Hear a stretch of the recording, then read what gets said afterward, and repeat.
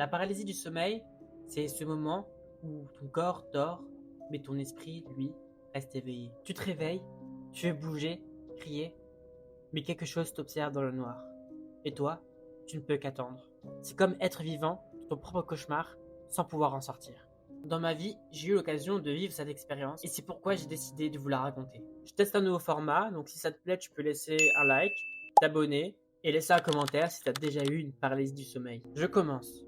Nous sommes en 2017, j'ai donc 16 ans et je décide d'aller me coucher. Je me rappelle très bien de cette soirée-là, j'étais vraiment très fatigué.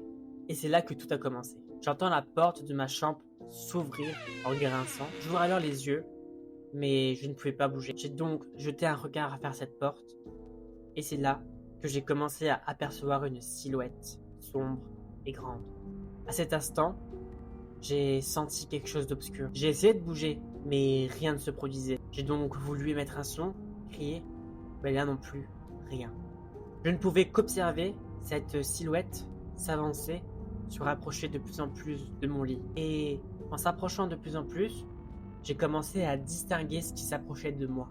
C'était un homme avec une tenue de moine et une capuche sur la tête. J'ai essayé d'apercevoir son visage, mais rien. Tout était noir. Arrivé au bout de mon lit, il commence à monter sur moi. Bon, rien de bizarre, hein. Enfin, si, mais pardon, bref. Il commence à monter sur moi. Et c'est là que j'ai senti sa présence. Nous sommes passés d'un phénomène totalement visuel à quelque chose de tangible qui agit directement avec ma personne. J'ai alors essayé d'hurler de toutes mes forces pour réveiller mes parents, mais là, rien ne sortait de ma bouche. Et c'est là qu'il était en face de mon visage. Je me suis réveillé en sursaut. J'avais tellement transpiré que j'ai dû changer de t-shirt. J'ai donc fait le tour de ma chambre. Bien sûr, il n'y avait rien. J'ai laissé la lumière allumée et je me suis rendormi. Voilà. Maintenant, est-ce une expérience totalement explicable par la science ou au contraire, est-ce une expérience paranormale?